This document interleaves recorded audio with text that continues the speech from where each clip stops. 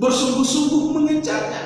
Seperti apa contoh misalnya Bapak Ibu, kok lain dia Allah wa rasaki, Bapak Ibu kaja baik ke tanah suci, ya, kaja baik ke tanah suci, barang ke umrah, barang ke haji. Kenapa?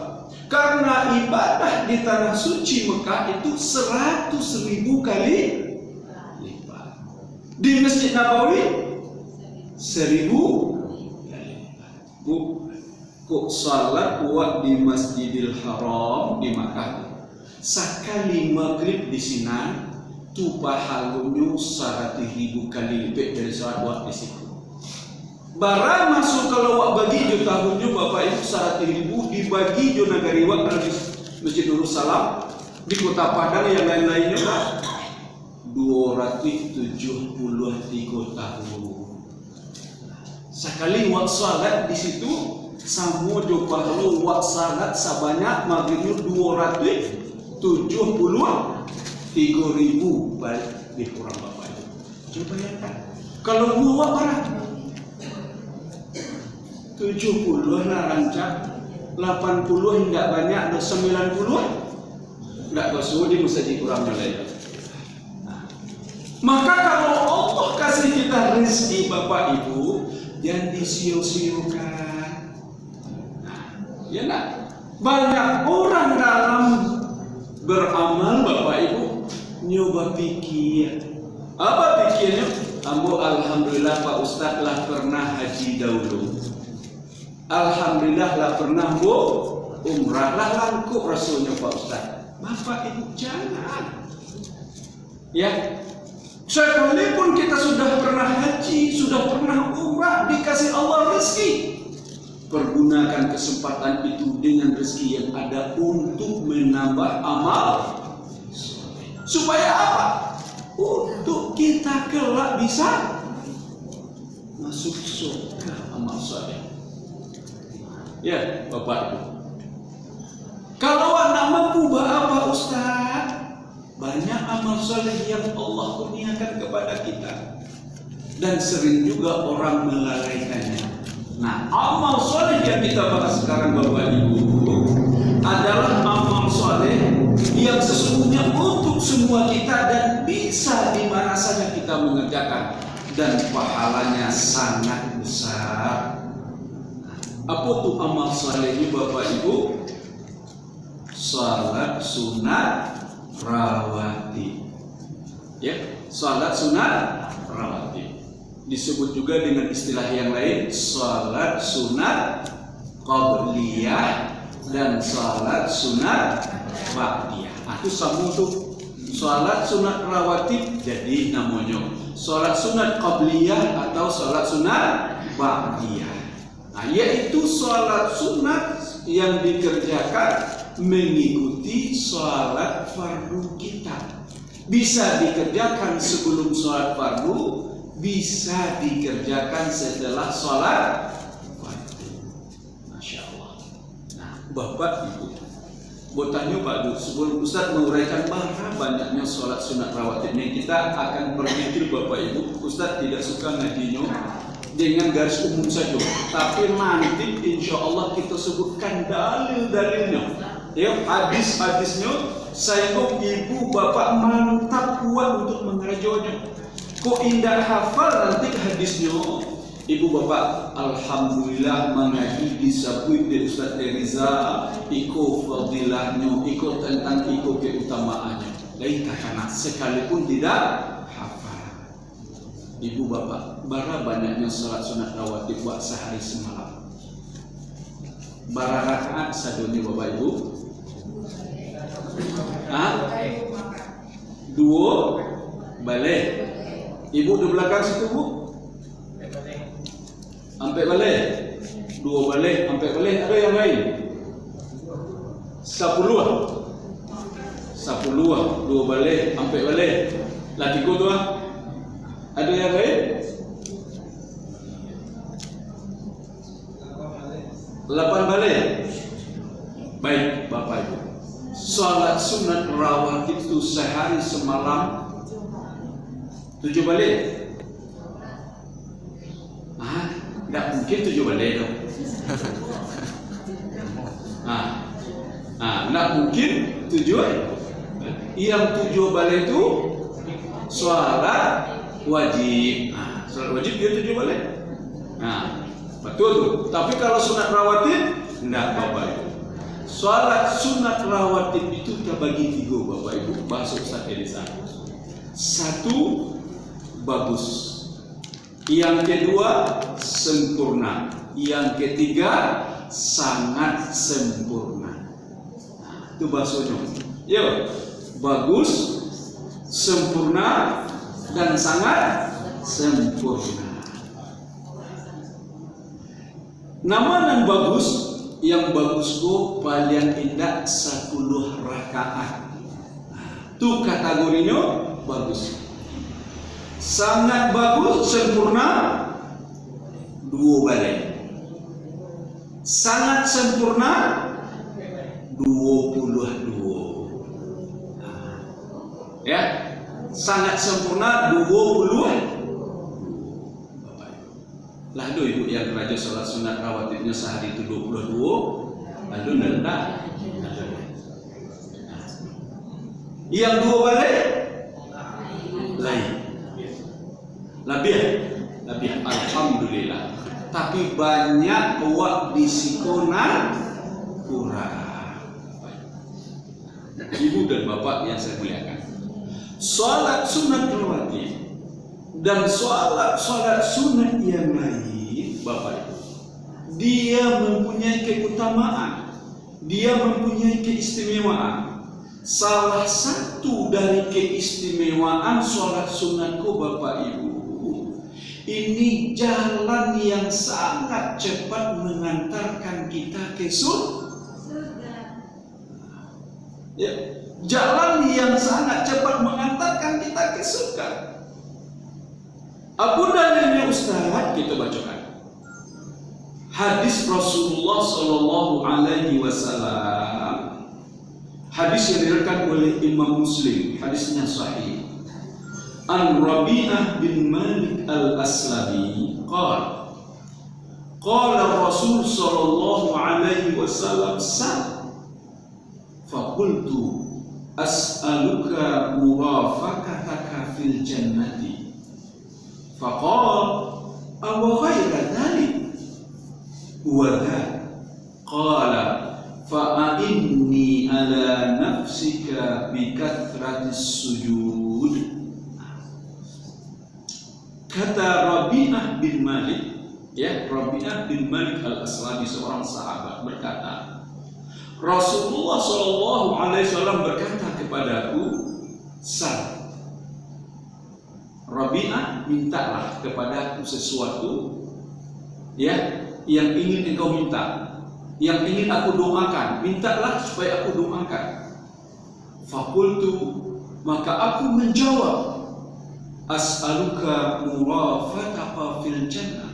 Ya Rasulullah, aku minta nanti aku bisa bersamamu di surga. Ya, aku bisa nanti bersamamu di surga. Bertetangga, berdekatan, bersama-sama denganmu di surga ya Rasulullah. Kalau mau dia ke dunia, saya bersama dengan engkau. Berarti siapa? Rabi'ah al-Aslami kok nyusange dake ya Rasulullah.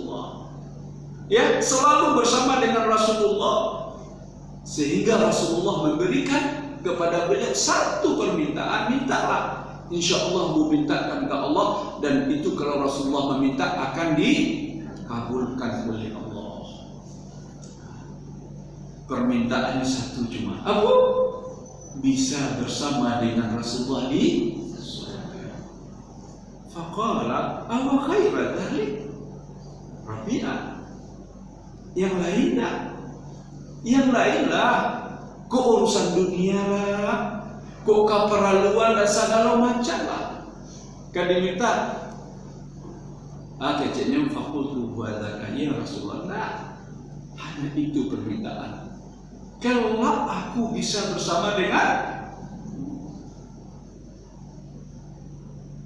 qala fa inni ala nafsika bi kasratis sujud.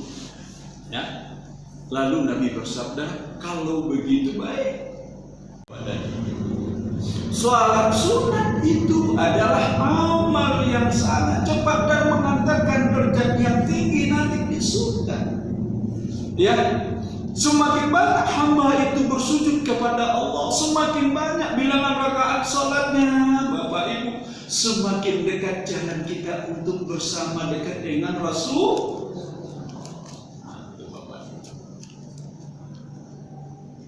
Orang-orang yang beriman di dalam hal ini, Bapak Ibu, diingatkan oleh Rasulullah cara hidup dan cara pandang. Ya, bagaimana cara hidup dan pandangnya? Seperti Rabi'ah bin Malik al-Aslami, Bapak Ibu. Ya, orientasi tertinggi dalam hidupnya itu adalah apa? Merindukan surga. Tidak sekedar menuju surga, masuk di surga, tapi minta surga yang tertinggi, surga Firdaus. Kan Rasulullah tampaknya di sini. Di surga Firdaus apa yang paling istimewa lagi? Kapan Bapak Ibu? Bata tangga Rajo Rasulullah. Subhanallah Bapak Ibu. Nah, ini yang diajarkan, dilihatkan dalam hidup ini bagaimana. Dan bagaimana kita selama ini hidup di dunia, ya, apa yang kita cari, dan bagaimana mengisi waktu-waktu kita selama ini. Sudahkah kita benar-benar merindukan surga? Benarkah kita meminta ingin bersama dengan Rasul kita? Bapak Ibu, iman akan mengantarkan kita untuk itu. Semakin kuat iman kita, semakin tinggi ketakwaan kita, semakin bagus ibadah kita, kerinduan itu akan semakin tinggi dan semakin menguat. Sebaliknya, kalau amal ibadah itu lemah, Bapak Ibu, ya, amal ibadah kita lemah. Maaf kalau cukup barangkali berkelipan dengan dosa dan maksiat, maka ya kerinduan ke surga itu juga akan melemah dan melemah. Nauzubillah min dzalik. Nah, disinilah Bapak Ibu, satu, salat sunat itu penting, ya, pengantar kita ke surga. Nah, yang lain lagi keutamaannya apa? Dia akan menutup kekurangan dari salat fardu kita. Bapak Ibu, di dalam hadis yang sahih juga diingat bahwa yang pertama dihisab itu nanti adalah apa? Salat. Ya, yang pertama akan dihisab oleh Allah adalah salat. Kalau salat bagus, alhamdulillah, insya Allah yang lain akan selamat amal awal waktu. Tapi kalau salat nggak selesai ke Bapak Ibu, banyak kurang-kurangnya, bolong-bolongnya dan seterusnya, amal yang lain juga akan diperiksa dengan sedetil-detilnya oleh Allah. Ketika salat kurang sempurna, Bapak Ibu, Allah mengatakan, lihatlah amal salat, lihatlah salat sunat hambaku, kata Allah. Lihat, lain banyaknya salat sunat, lain banyak tak salat sunatnya. Ya Allah, lain banyak salat sunat hambamu, ya Allah. Akhirnya Allah ke malaikat sudah tutup kekurangan salat fardunya. Luluslah Bapak Ibu, lulus. Maka di samping ini jalan ke surga, dia juga menutup kita ke neraka. Ya, memudahkan kita dihisab nanti di sisi Allah ketika hari yaumul akhir. Maka salat sunat itu penting dan tidak boleh kita anggap sepele dan kecil.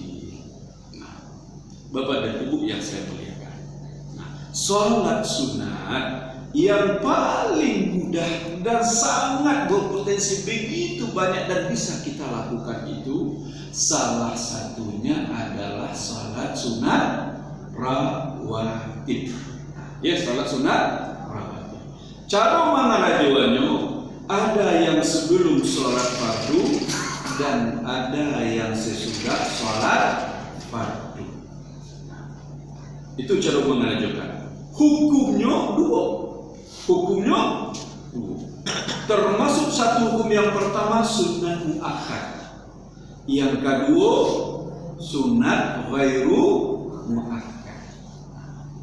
Ya, sunat muakkad dan ghairu muakkad itu hukumnya. Kalau kita berbicara tentang fikih, maka dia harus larinya kepada hukum. Dan hukum itu ada yang muakkad dan ada ghairu muakkad. Ada yang muakkad dan apa yang ghairu muakkad, Bapak Ibu?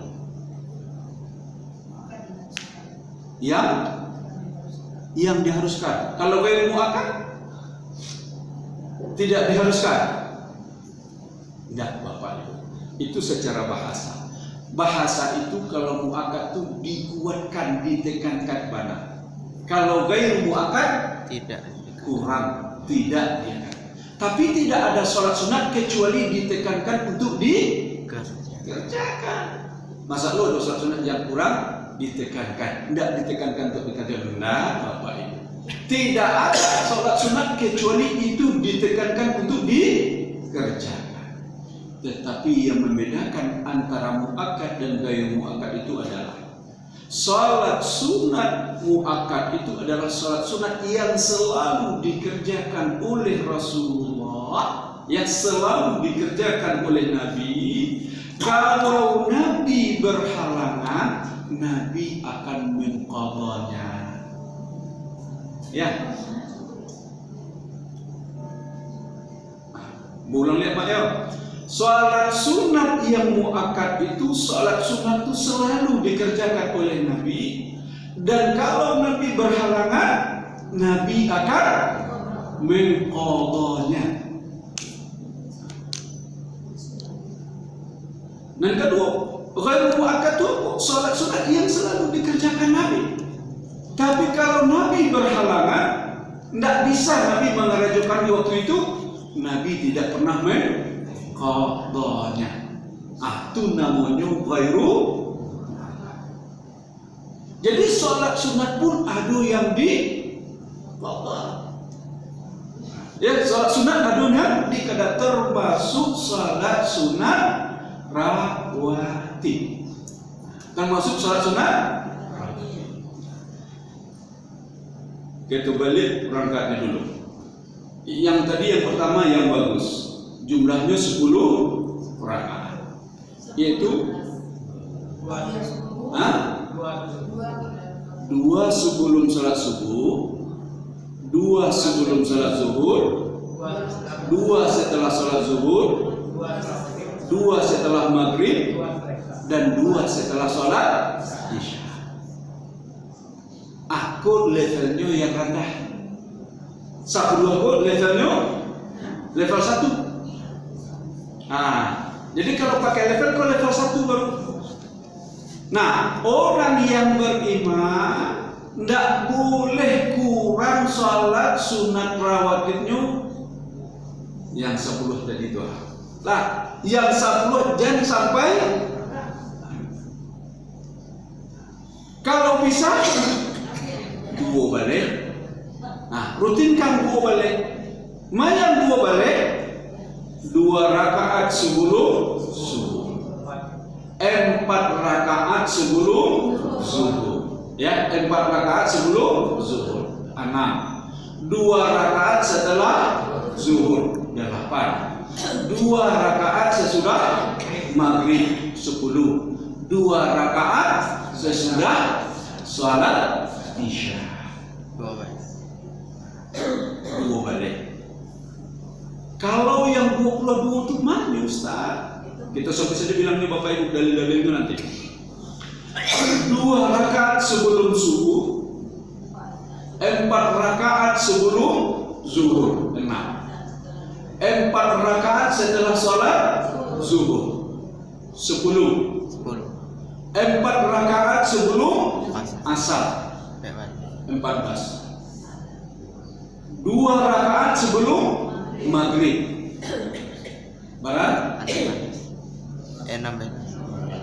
balik, 2 rakaat sesudah maghrib, 18, 2 rakaat sesudah, 2 rakaat sebelum Isya. 2 rakaat sesudah Isya. Riwayat yang lain ada yang mengatakan 4 rakaat sesudah. Nah, kebiasaan gitu Bapak Ibu, pekerjaan tadi itu. Peluang untuk kita ke surga, peluang untuk mendapatkan pahala yang sangat banyak Allah berikan. Termasuk yang paling mudah itu sholat sunatnya, yaitu sholat sunat rawatib ini, Bapak Ibu. Dan banyak gitu ya dari umat Islam ini yang lewat sholat rawatib. Banyak yang lewat. Dan bahkan tidak pernah kadang-kadang bersedih kalau sholat sunat rawatibnya tinggal. Ya, tidak pada alhamdulillah. Bapak Ibu, orang yang beriman bukan hanya yang fardu dia yang menangis ketika terlewat, tapi sholat sunatnya pun membuat dia bersedih karena pahalanya begitu besar.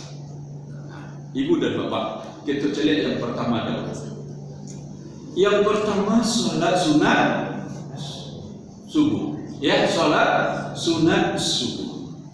Di hadis yang diriwayatkan oleh Imam Muslim, Imam Ahmad dan Imam Tirmizi, Aisyah radhiyallahu anhu berkata, ya, Rasulullah sallallahu alaihi wasallam bersabda, apa kata Rasulullah?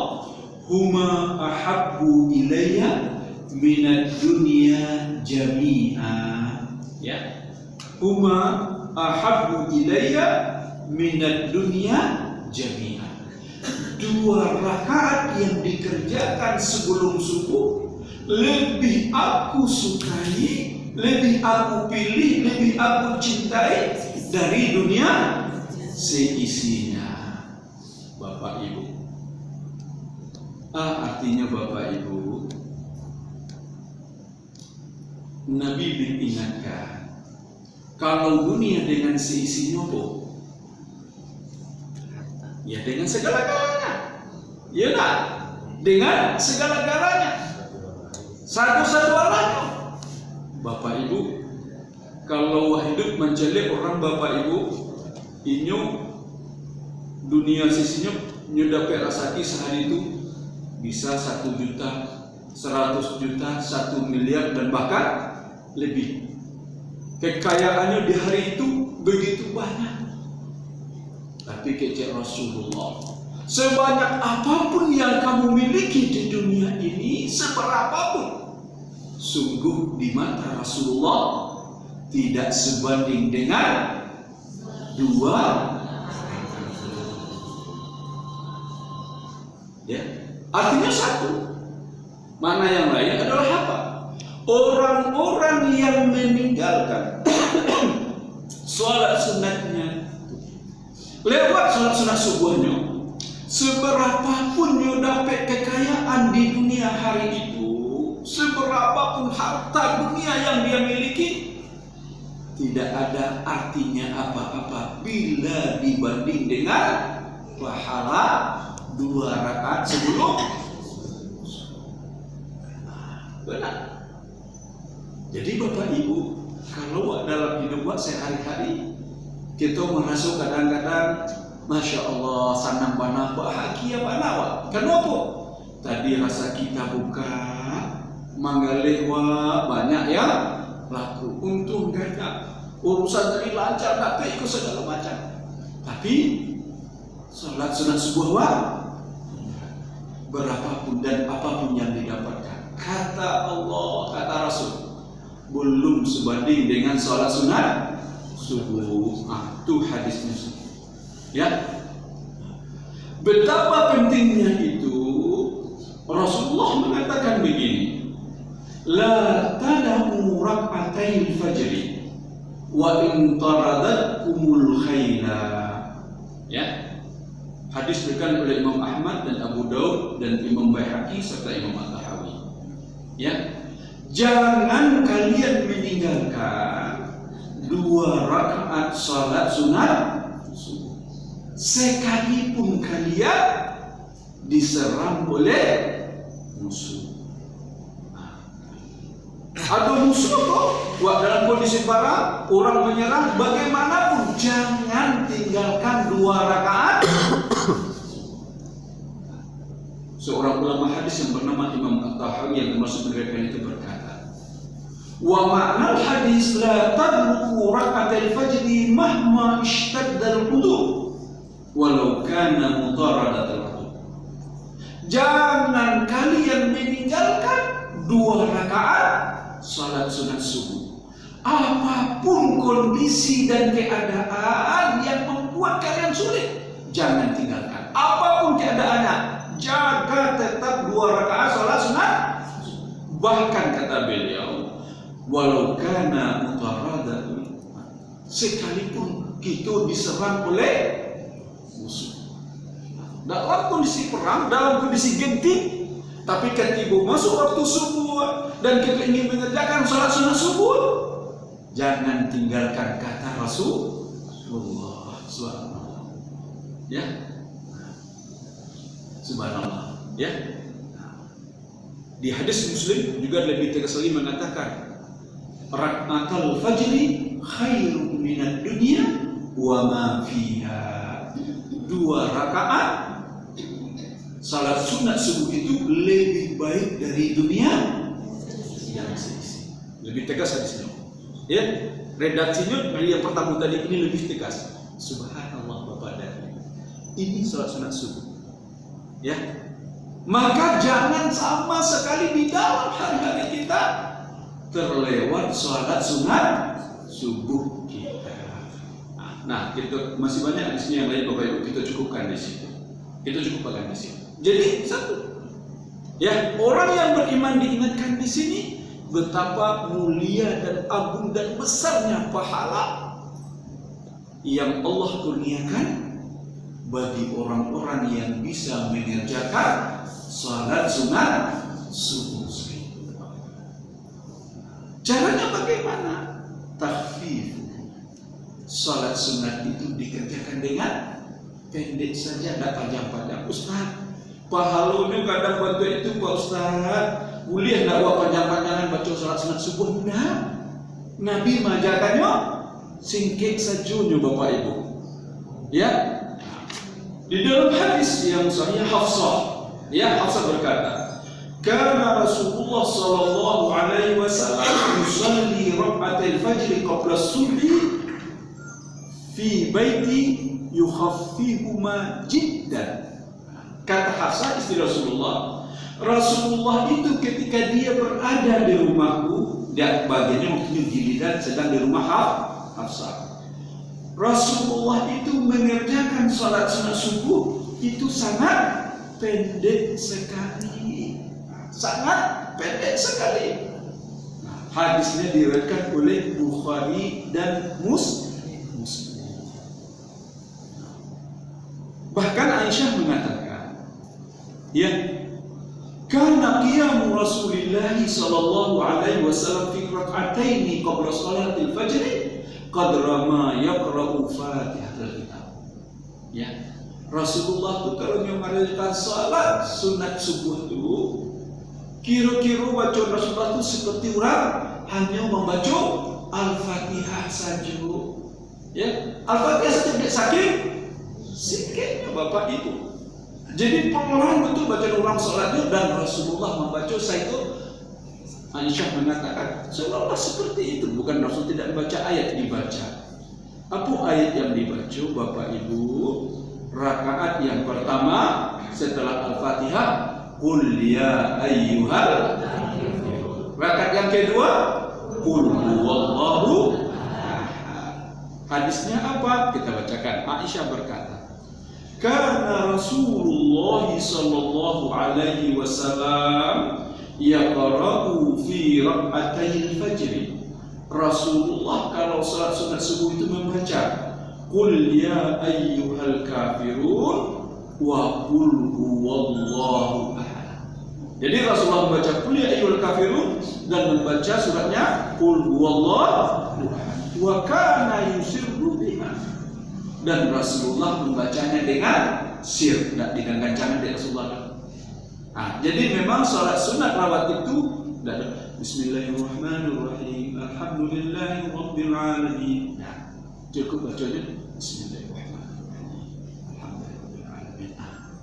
Itu namanya sir, bukan dijaharkan. Tapi kalau tadangan itu namanya dijaharkan. Ya. Nah, Bapak Ibu, banyak hadis-hadis mengqadha salat tadi. Ya, mengqadha salat. Ada enggak salat sunat itu diqadha? Ada. Nah, an Abi Hurairah anna Nabiy sallallahu alaihi wasallam qala man lam yusalli rak'atay al-fajr hatta tadlu asy-syamsu falyusalliha, rawahu al-Baihaqi. Dari Abu Hurairah bahwasanya Nabi sallallahu alaihi wasallam bersabda, apa kata Nabi? Siapa yang belum mengerjakan salat sunat fajar, salat sunat subuh itu sebelum terbit matahari, maka kerjakan salat. Jadi contohnya Pak Ustaz, jago lalu kiranya Allahu Akbar, lah azan orang kiranya. Tak sinta Pak. Bau luar segala macam. Ibu di musajid, Allahu Akbar, asyhadu an la ilaha illallah, kita baca Quran lah kan? Tidak sempat Rasulullah berikan peluang kepada kita untuk apa? Mengqadhanya. Ya, mengqadhanya. Nah, Qais bin Umar dia berangkat ke masjid untuk salat subuh. Fawajada Nabi sallallahu alaihi wasallam fi subi, sampai di Masjid Nabawi dia mendapati Nabi sedang salat, sudah mulai salat. Walam yakun raka'atil fajr, dan dia belum mengerjakan salat sunat 2 rakaat. Fa shalla ma'an Nabi sallallahu alaihi wasallam. Ketika sampai itu dia salat subuh, langsung ikut dengan Nabi.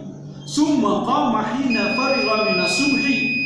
Selesai salat subuh, dia mengerjakan 2 rakaat. Famarra bihin Nabi sallallahu alaihi wasallam. Ketika dia sedang salat itu, Nabi lewat. Faqala, lalu Nabi berkata, "Ma hadhihi salat?" Supaya ngalunan kerajaan kini.